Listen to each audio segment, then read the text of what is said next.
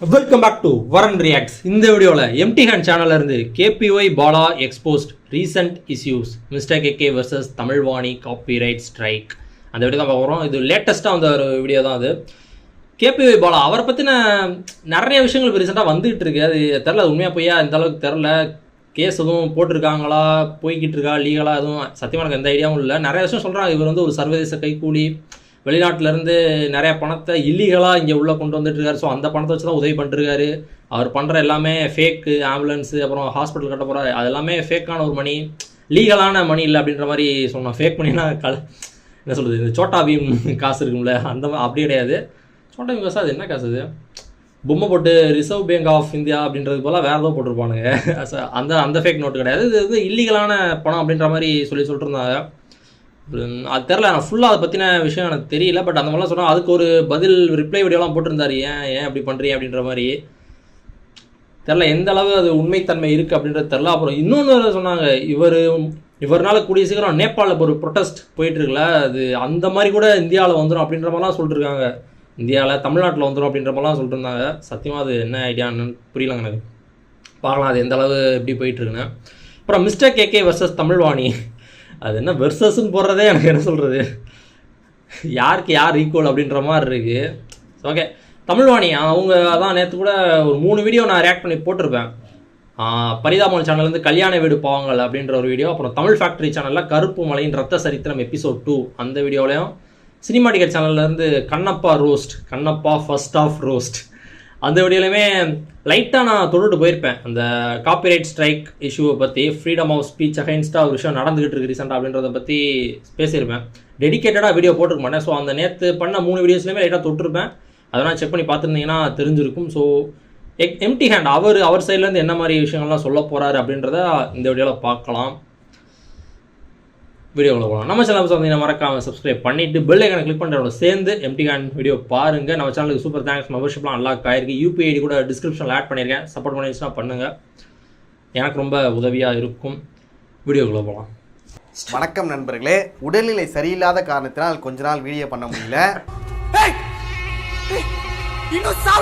இப்போவும் கொஞ்சம் சரியில்லை தான். ரைட்டாக தைலத்தை தேய்ச்சிப்போம். தைலம் அது வடாரி தைலமா இருக்கு. இந்த வீடியோவில் நம்ம என்ன பார்க்க போறோம்னா, இப்போ ரீசெண்டாக நடந்த சில பிரச்சனைகள் தான். அதை பற்றி எனக்கு சில விஷயங்கள் தோணுச்சு, அதை உங்ககிட்ட ஷேர் பண்ணலாம் அப்படிங்கிறதுக்காக தான் இந்த ஒரு வீடியோ. பாலா எக்ஸ்போஸ்ட். பாலா வந்து ஒரு சர்வதேச கைக்கூலி, இவன் ஒரு ஸ்கேம். First KPY Bala. இது வந்துட்டு பாலா வந்துட்டு கவுக்கணும், அவர் மேலே வன்மத்தை கக்கணும், அவரை போட்டு அடிக்கணும், அவரை அழிக்கணும் அப்படிங்கிறதுக்காக கிடையாது. எதுவாக இருந்தாலும் வீடியோ ஃபுல்லாக பாருங்க, பார்த்துட்டு முடிவு எடுத்துக்கங்க. பாலா சார் வணக்கம். கேபிஒய் பாலா பற்றி உங்க எல்லாருக்குமே தெரியும். தங்கமான பையன், தரமான பையனாச்சே. விஜய் டிவியில் கலக்க போகுது யாரு, அப்புறம் நிறைய காமெடி ஷோஸ்லாம் பண்ணியிருக்காரு, நிறைய ஈவெண்ட்ஸ் பண்ணியிருக்காரு, இப்போ வந்து ஒரு படம் கூட நடிச்சிருக்காரு. இது எல்லாத்தையும் தாண்டி மக்களுக்கு நிறைய உதவிகள் பண்ணியிருக்காரு. பெருமையா சொல்லுவேன். இப்படி நம்ம சொல்லிக்கிட்டே போகலாம். இப்போ என்ன பிரச்சனைனா, கேபிஒய் பாலா பண்ண நல்ல விஷயங்கள்ல சில குறைபாடுகள் இருக்கிறதா சில குற்றச்சாட்டுகள் ஆதாரத்தோட சொல்றாங்க. அனைத்து ஆம்புலன்ஸுகளும் பயன்பாட்டுக்கு தகுதி இல்லாத ஆம்புலன்ஸ், அதை சரி செய்வதற்காக சட்டத்தை வளைத்து போட்டலை மறைச்சு என்னென்னமோ பண்ணியிருக்காங்க. அது என்னென்ன குற்றச்சாட்டுகள்னா, கேபிஒய் பாலா மக்களுக்கு உதவணும் கொடுத்த ஆம்புலன்ஸ்ல எஃப்சி இல்ல, இன்சூரன்ஸ் இல்ல, ஃபேக் இன்சூரன்ஸா இருக்கு, டூப்ளிகேட் ஆர்சியா இருக்கு, இந்த மாதிரி நிறைய பிரச்சனைகள் அந்த ஆம்புலன்ஸை சுத்தி இருக்கு. Oh my god. அதையும் ஆதாரத்தோட சொல்லியிருக்காங்க. இதெல்லாம் பார்க்கும்போது உண்மையாவே ஷாக்கிங்கா தான் இருந்துச்சு. ஃபர்ஸ்ட் அறம் நாடுங்கிற ஒரு யூடியூப் சேனல் தான் இதை பற்றி ஒரு வீடியோ வந்துச்சு. அதுக்கு கேபிஒய் பாலா ஒரு ரிப்ளை வீடியோ கொடுத்திருந்தாரு. எவ்வளோ வன்மம் இல்லை. சரி ஓகே, நானும் வந்து இந்த 2 நாளாக சரி ஓகே இது இப்போ முடியும் அப்போ முடியும்னு பார்த்துட்டு இருந்தேன். ஒரே ஒரு படம் பண்ணேன். அந்த படத்துக்கு அப்புறம் இவ்வளோ வந்து ஏதாவது ஒன்று பண்ணுவாங்கன்னு எனக்கு சத்தியமா தெரியாது. அந்த வீடியோ பார்த்த பிறகு ஒரு விஷயம் புரிஞ்சுது. அப்போ உண்மையாவே அந்த ஆம்புலன்ஸ்ல பிரச்சனை இருந்திருக்கு, அதை இவங்க சரி பண்ணியிருக்கதா சொல்றாங்க. அது வந்து டி மட்டும் தான். அன்னைக்கு பண்ண பெயிண்டிங் ரீவொர்க்னால வந்து டி எக்ஸஸ் ஒன்று ஆட் ஆயிட்டுன்னு சொல்லிட்டு எஃப்சி முடிஞ்சதுனால இது நம்ம கேரேஜில் போட்டோம். அதுக்கு ரீப்ளேஸ்மெண்ட்டாக ஆம்புலன்ஸ் கொடுத்து அது பயன்பாட்டில் இருந்துட்டு தான் இருக்கு. அதுக்கப்புறம் அறம் நாடுல வந்த 2வது வீடியோல மற்ற ஆம்புலன்ஸ்லயும் பிரச்சனைகள் இருக்கு அப்படிங்கறத ஆதாரத்தோட சொல்லியிருக்காங்க. இப்போ நீங்க கேட்கலாம், அவர் நல்லது என்னடா பண்றாரு, நல்ல விஷயம் என்னடா பண்றாரு, அதுல என்னடா குறை கண்டுபிடிச்சிட்டு இருக்கீங்க, உங்களால எதனா பண்ண முடியுமாடா அப்படின்னு கேட்பீங்க. இப்போ நான் ஒருத்தருக்கு வந்து ஒரு வீடு கட்டி தரேன், அதை வச்சு நல்லா மாசா எடிட் பண்ணி வீடியோஸ்லாம் போட்டு அதை பிரபலப்படுத்திடுறேன்னு வச்சுக்கோங்க. ஆனால் அது உண்மையிலேயே அந்த வீடு வந்துட்டு ஒரு வாழ தகுதி இல்லாத ஒரு வீடாக இருக்குது, விரிசல் விழுது, ஒரு மழைக்கே தாங்க மாட்டேங்குது, செவுறு இடிஞ்சு விழுது, இல்லை அதில் ஏதாவது பிரச்சனைகள் இருக்குது, அந்த மாதிரினா இருந்துச்சுன்னா நீங்கள் என்ன சொல்லுவீங்க? நீ தங்குவியாடா இந்த வீட்ல? அவன் வீடு கட்டி கொடுத்துட்டான்டா, ஏதோ வீடு கட்டிட்டான்ல, கட்டி கொடுத்துட்டான்ல, அதில் இப்போ செங்கல் விழுது இல்லை இதெல்லாம் நீ பூசிக்க, நீ அடைச்சிக்க, அவன் இந்த அளவுக்கு பண்ணதே பெருசு, அதில் நீ இன்னும் வேற நீ எதிர்பார்த்துக்கிட்டு இருக்கியா அப்படின்னு நம்ம சொல்ல முடியுமா? அட்ஜஸ்ட் பண்ணி வாழ பழகிக்குமா? இதுக்கு நான் யூடியூப்ல ஃபேமஸ் ஆயிட்டேன், அதனால தான் இப்படி நான் பண்ணிட்டு இருக்காங்க, என்னால் முடிஞ்ச அளவுக்கான ஹெல்ப் நான் பண்ணிட்டு தான் இருக்கேன், வேணும்னே என்னோட செல்வாக்கை சரிக்க பார்க்குறாங்க அப்படின்னா நான் சொல்லிக்கிட்டு இருந்தா என்ன பண்றது? மக்க மத்தியில இருக்கிற என் செல்வாக்க சரிக்க பாக்கியால சரிங்க, நான் அவருக்கு ஹெல்ப் பண்ணணும்னு நினைச்சேன், ஆனால் அது இப்படி ஆயிடுச்சு, அதை நான் வந்து சரி பண்ணுறேன், அது என் மேலே தப்பு தான், அதை நான் வந்து அதை என்ன பண்ண முடியுங்கிறத நான் பார்க்குறேன், எனக்கே தெரியாமல் நடந்துருச்சு அப்படின்னு சொல்லிட்டு நான் மன்னிப்பு கேட்டுட்டு அதை நான் சரி பண்ண பார்க்கணும். நீங்கள் ஆம்புலன்ஸ் கொடுக்கும் போது அது புதுசு மாதிரி நல்லா கண்டிஷனில் இருக்கிற மாதிரி நல்லா பில்டப்னா கொடுத்து ஒரு வீடியோ போடுறீங்க, ஆனால் அது ரியாலிட்டியில் பார்க்கும்போது சுந்தரா டிராவல்ஸ் மாதிரி இருக்குது. அப்படி இருந்தால் என்ன பண்ண முடியும்? அப்புறம் தான் எனக்கு தெரிஞ்சதுங்க அவங்க என்ன உண்மையாவே அந்த ஒரு சில ஆம்புலன்ஸ்லாம் அவங்க என்ன ஏமாத்திருக்காங்க. ஆனால் சரியில்லை ஃபாலோ பண்ணுற உதவிகளாக இருக்கட்டும், அவர் நிறைய ஹெல்ப் பண்ணிட்டு இருக்காரு, அந்த வீடியோஸ் நானும் பார்த்துட்டு தான் இருக்கேன். அவர் உதவினால நிறைய மக்கள் வந்துட்டு நல்ல பலன் அடைஞ்சிருக்காங்க. உண்மையாகவே அவரோட உதவி நிறைய பேருக்கு தேவைப்படுது தான். இந்த கலிகாலத்தில் அந்த மாதிரி மனுஷன் இருக்கிறதுனால தான் இன்னும் மழை பெய்யுது. அதில் நான் எந்த ஒரு தப்புமே சொல்லலை. அதே சமயம் நானுமே நிறைய மதிப்பு வச்சிருக்கேன், மரியாதை வச்சிருக்கேன். இப்போனா அவரை வந்து எந்த ஷோவில் நான் பார்த்தாலுமே அவர் மேலே ஒரு மரியாதை தான் வருது. நீங்க நல்லவையா.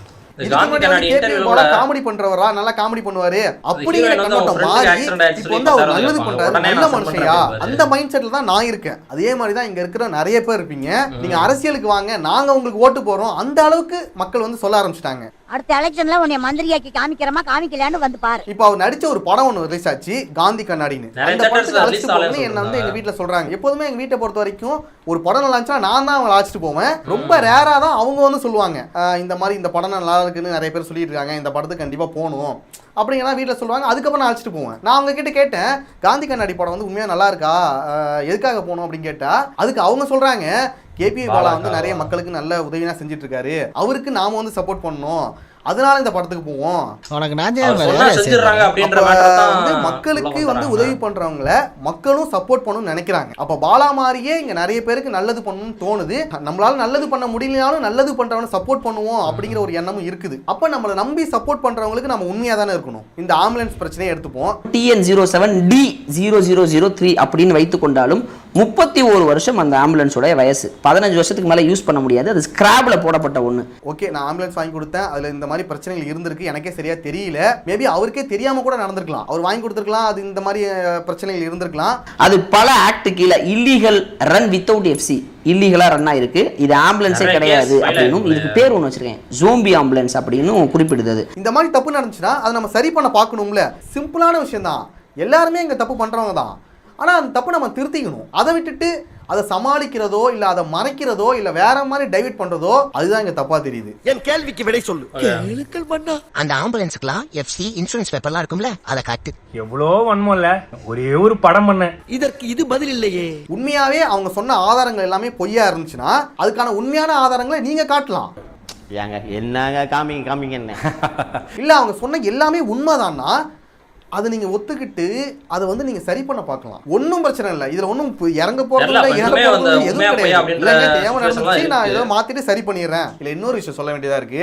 இந்த மாதிரி இவரை பத்தி ஒரு விஷயம் வந்துட்டுன்னு வச்சுங்க, ஒரு குற்றச்சாட்டு வந்துடுச்சுன்னு வச்சுங்க, உடனே இங்க பாதி பேர் வந்துட்டு வன்மத்தக்காக்கு வந்துடுறாங்க. சிக்கிட்டா சிக்கிட்டா சிக்கால அப்படின்னு ஒரு பக்கம் வன்மத்தை வந்துட்டு இருக்கு. சர்வதேச கைக்கூலியா ஐயா, நான் தினக்கூலி. அதையுமே பார்க்க முடிஞ்சது. என்ன மேட்ரு, என்ன விவரம், எதுவுமே தெரியாம அடிக்கிறதுக்காக அதெல்லாம் எங்களுக்கு தெரியாது, அடிப்பா. சிக்கிட்டான் இவன், ஒரு நாள் மாட்டுவான்னு நினைச்ச அதே மாதிரியே மாட்டிக்கிட்டான். என்ன எதுன்னு கேட்காம போட்டு அடிக்கிறா அப்படிங்கிற மாதிரி ஒரு கூட்டமும் இருக்குது. அதையும் நான் சொல்லிக்கிறேன்.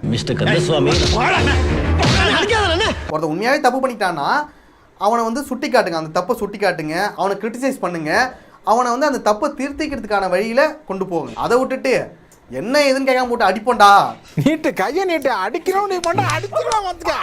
இட முடியாத ஒரு எக்கு தப்பான ஒரு கண்மூடித்தனமான வன்மன்னு சொல்லலாம். அது அந்த மாதிரி ஒரு பக்கம் ஓடிக்கிட்டு தான் இருக்கு. ஆனா அவன் நல்லது பண்றான், அவன் நல்லா பேசுறான், அவன் நல்லவன் தான், நல்லா பேசுறவங்க நல்லவனடா, அதனால அவன் எந்த தப்பு செய்ய மாட்டான் அவனை யாரும் திட்டாதீங்க, அவனை எதுவும் சொல்லாதீங்க, அவனை கிரிட்டிசைஸ் கூட பண்ணாதீங்க அப்படின்னு சொல்றதுல எந்த வகையில நியாயமா இருக்கும்? அப்படிதான ஒரு இஷ்யூ போச்சு. சோஷியல் மீடியா பண்ணாலே நான் அடிப்பண்டா, யாரையுமே நம்பாதீங்க. Rule number 1, never trust anybody. நல்ல விஷயம் சப்போர்ட் பண்ணுங்க, அது நல்லதுதான். ஆனா அவர் ஒரு தப்பு பண்றாரு, அவர் மேல ஒரு சந்தேகம் இருக்கு, அதுக்கான பதில கூட அவர் சொல்ல மாட்டாரு, அதுக்கான ஆதாரங்களோட காட்ட மாட்டாருன்னா அதுக்கும் நீங்க போயிட்டு சப்போர்ட் பண்ணிக்கிட்டு பிளைண்டா ஒரு சப்போர்ட் பண்ணிடாதீங்க. உடனே உடன்படாதீங்க, முரண்படுங்க, முரண்பட்டு ஆராயுங்க, அப்ப சரி பாருங்க. டக்குன்னு பின்னாடி போய் நின்று கோஷம் போடாதீங்க. எல்லாத்துக்கும் பிளைண்டா சப்போர்ட் பண்ணாதீங்க. என்ன ஆகிடும்னா அந்த தப்பை வந்து அவராலே திருத்திக்கிறதுக்கு யோசிக்க கூட மாட்டாரு. அதான் நம்ம என்ன பண்ணாலும் சப்போர்ட் பண்ணிட்டு இருக்காங்க, நம்ம பண்ணுவோமே இஷ்டத்துக்கு அப்படின்னு போயிடுவாங்க.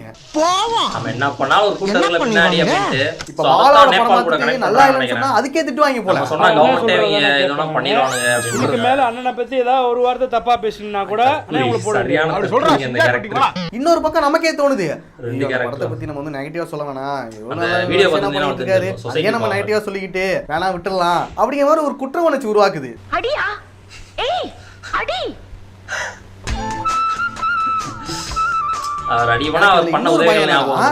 இதையே ஒரு கண்டென்ட் ஆக்கி எல்லாருமே பண்ண ஆரம்பிச்சிட்டா சொல்றதெல்லாம் பார்த்தா பயமா இருக்கு மாப்ள. இது ஒரு நல்ல கண்டென்ட் ஐடியாவா இருக்கு, இதுல நல்ல ரீச்சும் இருக்கு, மக்களும் பிளைண்டா சப்போர்ட் பண்றாங்க, நம்ம தப்பு பண்ணாலுமே சப்போர்ட் பண்றாங்க, அப்ப நம்ம இதையே கண்டென்ட் ஆக்கி வீடியோ பண்ண ஆரம்பிச்சிடலாம். நம்ம ஆளுங்க பத்தி உங்களுக்கு தெரியுமே, ஃபேக்கா பிராங்க் பண்ற மாதிரி, ஃபேக்கா இந்த மாதிரி ஹெல்ப் பண்ணிட்டு இருந்தா இப்ப நானே ஒரு ஆளை செட் பண்ணி ஹெல்ப் பண்ற மாதிரி ஹெல்ப் பண்ணி உனக்கு பாதி எனக்கு பாதி அப்படி போயிட்டு இருந்துச்சுன்னா என்ன வருது? இந்த கேடி பிள்ளை கில்லாடி ரங்க படத்துல கூட வரும் ஒரு சீனு, அம்மா ஹாஸ்பிட்டல் இருக்காங்கன்னு சொல்லி காசு வாங்குவாங்க, ஆனா அது ஃபுல்லாவே செட்டப், அங்க இருக்க பணமும் கிடைச்சிடும், அங்க இருக்கிற மக்கள் ஆதரவும் கிடைச்சிடும். அந்த மாதிரி பண்ண ஆரம்பிச்சுட்டா என்ன பண்ணுவீங்க? ஆமாங்கய்யா, நாங்க போய் உதவி பண்றோம். நீ இப்படிலாம் பேசுறீங்களா, நீ என்னடா நல்லது பண்ணிருக்க அவரை வந்து கேட்கறதுக்கு? அவர் மேல ஒரு குற்றச்சாட்டோ இல்ல விமர்சனமோ வைக்கிறாங்கன்னா அது சரியா தப்பாங்கிறத ஃபர்ஸ்ட் யோசிங்க. அதை விட்டுட்டு விமர்சனமே வைக்கக்கூடாது, குற்றச்சாட்டே வைக்கக்கூடாது, பொய்யா ஒரு குற்றச்சாட்டோ இல்லை விமர்சனமோ வச்சிருந்தா அதை வந்து கண்டிப்பாக நீங்கள் கேட்கலாம். ஆனால் ஆதாரத்தோடு இருக்கும்போது அப்போ நீங்கள் கேட்க வேண்டிய ஆள் வந்து பாலா தான். என்னன்னா உங்களை பற்றி இவ்வளோ விஷயம் நிறைய பேர் பேசுகிறாங்க, அதுக்கு நீங்கள் பதில் சொன்னால் தானே கரெக்டாக இருக்கும், நீங்கள் வந்து ஆதாரத்தோட சொல்லுங்கண்ணே அதை பதில அப்படின்னு நீங்கள் அவர்கிட்ட தான் கேட்கணும். இந்த கேள்வியை இந்த ஆள்கிட்ட ஏன் கேட்க விட்டுட்டீங்க? இதுக்காக நான் வந்து பாலா ஒரு சர்வதேச கைக்கூலி, தப்பானவர், மோசமானவர் அப்படிங்கிற மாதிரி சொல்லல. சர்வதேச கைக்கூலியா? ஐயா நான் தினக்கூலி. அவர் மேல ஒரு சில குற்றச்சாட்டு அதை அவர் சரி பண்ணிக்கணும், இல்ல அதுக்கான ஆதாரங்கள் கொடுக்கலாம். இது வந்து மத்த யாருக்கும் ஒரு தப்பான உதாரணமும் போயிடக்கூடாதுல்ல. இது அவர் சரி பண்ணாம அப்படியே விட்டுட்டாருன்னா அவர் பண்ண எல்லா விஷயத்து மேலேயும் மக்களுக்கு வந்து ஒரு டவுட் வந்துடும். நண்பா ஒரே ஒரு டவுட். அதுக்கப்புறம் இன்னொரு விஷயம் ஒன்று சொல்றாங்க, அவர் பண்ற உதவி எல்லாத்தையும் அவர் வந்து வீடியோ எடுத்து பண்ணிட்டு இருக்காரு, அவங்களோட ஃபேஸை கூட இவர் வந்து பிளர் பண்ண மாட்டாரு, இது எல்லாத்தையும் பார்க்கும்போது ஒரு அட்வர்டைஸ்மெண்ட் மாதிரி இருக்கு அப்படிங்கிற விஷயம் சொல்றாங்க. அதை வந்து நாம ஒன்றும் சொல்ல முடியாது, அது வந்து உதவி பெறவங்களோட விருப்பம் தான். இல்லைங்க என் ஃபேஸை வந்து காட்டாதீங்க, பிளர் பண்ணுங்க அப்படின்னு சொல்றது அது அவங்களோட விருப்பம். அந்த உதவி உண்மையானதா அப்படிங்கிறத நம்ம பார்க்கணும். என்னை பொறுத்த வரைக்கும் அவரால் ஒரு 4 பேருக்கு நல்லது நினைச்சுன்னா அது சந்தோஷம் தான். ஆனால் காலங்காலமாக நம்ம அரசியல்வாதிகளே வந்துட்டு அவங்க பண்ண நல்ல விஷயங்களை வந்துட்டு அட்வர்டைஸ்மெண்ட் தான் பண்ணிட்டு இருக்காங்க. எங்க ஆட்சியில் இதை பண்ணோம், அதை பண்ணோம், இதை பண்ண போறோம் அப்படிங்கிற மாதிரி நிறைய ப்ரமோஷன்ஸ் பண்ணிட்டு தான் இருக்காங்க. சரி, நம்ம நெக்ஸ்ட் டாபிக் போயிடலாம். மிஸ்டர் கேகே அப்புறம் தமிழ்வாணி அவங்களோட காப்பிரைட் இஷ்யூ. இப்போ ரீசெண்டாக மிஸ்டர் கேகே சேனலுக்கு வந்துட்டு ஒரு காப்பிரைட் ஸ்ட்ரைக் வந்திருக்கு. இந்த காப்பிரைட் ஸ்ட்ரைக்கை வாரெக்ஸ்னு ஒரு ஏஜென்சி கூட சேர்ந்து தமிழ்வாணிங்கிறவங்க கொடுத்துருக்காங்க. யார் இந்த தமிழ்வாணி? இன்னுமா என்ன தெரியல.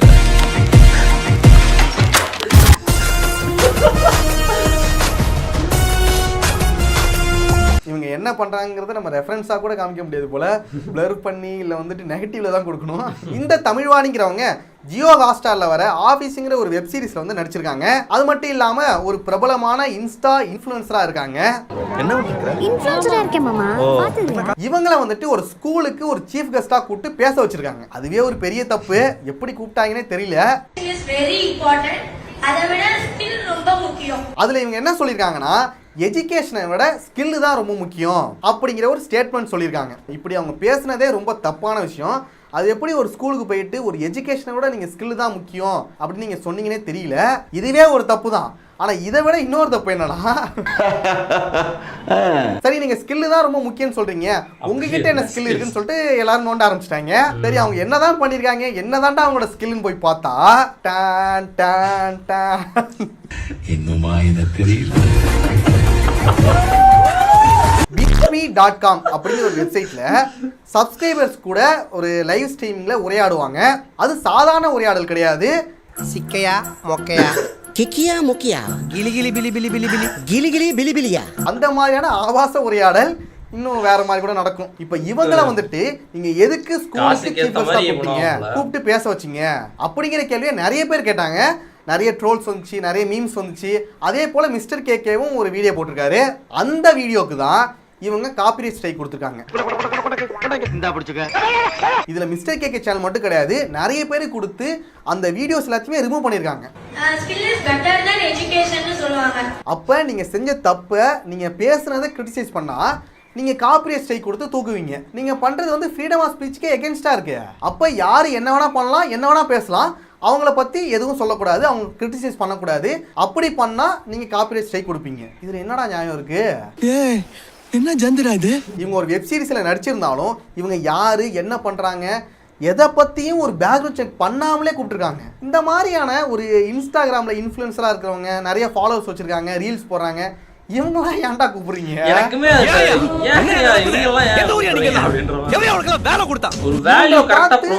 பசங்க என்ன கத்துக்க போறாங்க, என்ன இன்ஸ்பயர் ஆக போறாங்க? என்ன மாதிரி ரீல்ஸ் போடுங்க, ட்ரெண்ட் ஆகலாம், படிக்காதீங்க, ஸ்கில் தான் முக்கியம், இப்பவே நீங்க வந்து அப்பா அம்மாட்ட அழுது ஒரு போனை வாங்கிடுங்க, வீடியோ போட ஆரம்பிங்க, நம்ம கொடுமை என்பது நீங்க பார்த்ததுல அந்த மாதிரி ஆயிடலாம். வணக்கம் அப்படிங்கிற விஷயத்த தான் சொல்ல போறீங்களா? இதுவே ரொம்ப தப்பான விஷயம். இதை எந்த ஸ்கூலும் எந்த காலேஜுமே பண்ணக்கூடாது. மனம் திரும்பு. சரி, இந்த மாதிரி விஷயம்லாம் நடக்குதுன்னு சொல்லி அதுக்கு ஒரு வீடியோ போட்டா அதுக்கு நீங்க காப்பிரைட் ஸ்ட்ரைக் கொடுப்பீங்க. இதுல இன்னொரு விஷயம் என்னன்னா, மிஸ்டர் கேகே வந்து ஒரு பிரபலமான சேனல் தான், அதனால நமக்கு தெரியுது. இவனுங்க பேக்ரவுண்ட்ல எத்தனை மீம் பேஜை காலி பண்ணியிருப்பானுங்க, எத்தனை யூடியூப் சேனலை காலி பண்ணியிருப்பானுங்க, எத்தனை வீடியோஸ்க்கு காப்பிரைட் ஸ்ட்ரைக் கொடுத்துருப்பாங்க, எதுவுமே தெரியல. வயிறு சொல்ற நீங்களா நல்லாவே இருக்க மாட்டீங்க.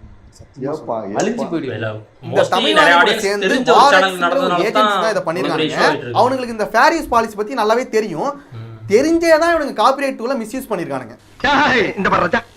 தமிழ்வாணிங்கிறவங்க வந்துட்டு ரொம்ப பெரிய இன்ஃப்ளூயன்சர் கூட கிடையாது, ஒரு நார்மலான ஒரு சின்ன இன்ஃப்ளூயன்சர் தான். அவங்களாலே பண்ண முடியுதுன்னா பெரிய பெரிய அரசியல் கட்சிகளாக இருக்கட்டும், அரசியல் தலைவர்களாக இருக்கட்டும், பெரிய பெரிய செலிபிரிட்டியாக இருக்கட்டும், பெரிய கார்பரேட் நிறுவனங்களாக இருக்கட்டும், அவங்க எல்லாரும் பண்ணாங்கன்னா அப்போ எதை பற்றி யாருமே பேச முடியாது. ஒருத்தன் இந்த தப்பை செய்கிறான்னு கூட வெளில நம்ம சொல்ல முடியாது. இப்போ தமிழ்வாணி வந்துட்டு ஒரு தப்பான ஸ்டேட்மெண்ட் பேசியிருக்காங்க, அதுக்கு வந்துட்டு நிறைய பேர் சோஷியல் மீடியாவில் போட்டு அடிச்சாங்க. உடனே அவங்க வந்து அதுக்கு ஒரு எக்ஸ்பிளனேஷன் கொடுத்துருக்கலாம். நான் எஜுகேஷனோட ஸ்கில் தான் முக்கியம்னு சொன்னது தப்பு தான் அப்படின்னு சொல்லி சிம்பிளாக முடிச்சிருக்கலாம். அதை விட்டுட்டு அதை கிரிட்டிசைஸ் பண்ண எல்லாருக்கும் நான் காப்பிரைட் ஸ்ட்ரைக் கொடுத்து அந்த கண்டென்ட்டையே நான் தூக்கிடுவேன் அப்படிங்கிறதெல்லாம் என்னடா இது? ஒரு தப்பை வந்து நீங்கள் திருத்திக்கணும்னு நினைக்காம அதை மறைக்கணும், அதை அழிக்கணும்னு நினச்சது தான் ஒரு பெரிய தப்பு. இதுக்கு முன்னாடி கூட விட்டுட்டானுங்க, இதுக்கப்புறம் தான் நிறைய பேர் பேச ஆரம்பிப்பாங்க. இனிமேல் அடிமேல் அடிமேல் அடிமேல் அடிமேல் அடி விழுந்துட்டே இருக்கும். உங்களுக்கு மிஸ்டேக் கேட்க பேசுனதுல சில முரண்பாடுகள் இருந்துச்சுன்னா அதை நீங்கள் அவர்கிட்டே பேசி அதை கிளியர் பண்ணி அதை கூட ரிமூவ் பண்ணியிருக்கலாம். ஏன் நீங்கள் என்னோட வீடியோ பார்த்துட்டு இதில் இந்த பாட்டு வந்து எங்களுக்கு பிடிக்கலங்க, நீங்கள் இந்த பேசுறது பிடிக்கல அப்படின்னு ட்ரிம் பண்ணுங்கன்னு சொன்னால் நான் ட்ரிம் பண்ணிட்டு போயிட்டே இருப்பேன். வீடியோ ரிமூவ் பண்ணுறது கூட ரிமூவ் பண்ணிட்டோம்னு வச்சுக்கோங்க. இல்லை எனக்கு ஒன்றும் பெருசாக ஒன்றும் பெரிய வருத்தமே கிடையாது. என்னை பொறுத்த வரைக்கும் என்னன்னா, நீங்கள் அதை புரிஞ்சுக்கிட்டு அந்த தப்பை சரி பண்ணிட்டீங்கன்னா ஓகே தான், அவ்வளோதான் விஷயம். இந்த வீடியோ தூக்குறது, இந்த இருக்கிறது, ட்ரிம் பண்ணுறது, இது எனக்கு கவலையே கிடையாது. இந்த மாதிரி தவிர வேறு யாரும் பண்ணாதீங்க. இதை தமிழ்வாணி புரிஞ்சுப்பாங்கன்னு நினைக்கிறேன். அப்புறம் தமிழ்வாணி மட்டும் இல்லாமல் எல்லாருமே இதை புரிஞ்சுக்கணும். முடியலடா, சரி முடிச்சுக்கலாம், இதோட வீடியோ முடிச்சுக்கலாம். இல்ல அவங்க சொன்னாங்கன்னா அந்த கார்ப்பரேட் அந்த அவங்க செஞ்ச போச்சு. எனக்கு புரியல, அந்த வாரெக்ஸ் அப்படின்றவங்க எவ்வளவு ப்ராப்பரா நீட்டா ஒரு பண்ணக்கூடியவங்களா இருந்திருந்தா இது என்ன இது ஏன் இப்படி சும்மா நார்மலா பப்ளிக்கா இருக்கிற ஒரு விஷயத்தா வச்சுட்டா இருக்காங்க. அதை வந்து கார்ப்பரேட்டுன்னு சொல்லி யூடியூப்ல கண்டென்ட் ஐடி அந்த இதெல்லாம் வாங்கி பண்ணி எதுக்கு ஏன் அப்படின்ற மாதிரி தான் இருக்கு. நைஸ். இந்த மாதிரி அவங்க கேட்குறாங்க அப்படின்னா இல்லைங்க இதெல்லாம் காப்பிரைட்டில் நம்ம கொண்டு வர முடியாது, ஸோ அதெல்லாம் ஸ்ட்ரைக்லாம் கொடுக்க முடியாது, வேணா நீங்களாம் பேசி பண்ணிக்கிங்க அப்படின்ற மாதிரி சொல்லிட்டு அந்த ஏஜென்சியே சொல்லி முடிச்சுருந்துருக்கலாம். அவங்க காசு கிடச்சா போகுதுன்றதுக்காக வந்துட்டானுங்க போல. அவனும் வாரெக்ஸ் நைஸ். ரீசெண்டாக நடக்கிற 2 இஷ்யூவை பற்றியுமே பேசிட்டாரு கேபி பாலா. அப்புறம் காப்பிரைட் ஸ்ட்ரைக். காப்பிரைட் ஸ்ட்ரைக்குன்றத விட ஃப்ரீடம் ஆஃப் ஸ்பீச் அப்படின்றதான் இங்கே வருது. இது காப்பிரைட்டுன்றதே அது கிடையாது. அது இவங்க சும்மா அதை மறைக்கணும் அப்படின்றதுக்காக காப்பிரைட்டுன்றதை உள்ள அந்த இதை உள்ளே கொண்டு வந்துடுறாங்க, அவ்வளோதான். மற்றபடி காப்பிரைட்டுன்றதே உள்ள வேலையே கிடையாதுங்க. நைஸ் வீடியோங்க. இதே மாதிரி எம்டி ஹேண்ட் சேனல் நிறைய வீடியோஸ் ரியாக்ட் பண்ணியிருக்கேன். பிளேலிஸ்ட் டிஸ்கிரிப்ஷனில் இருக்கும், செக் பண்ணி பாருங்கள்.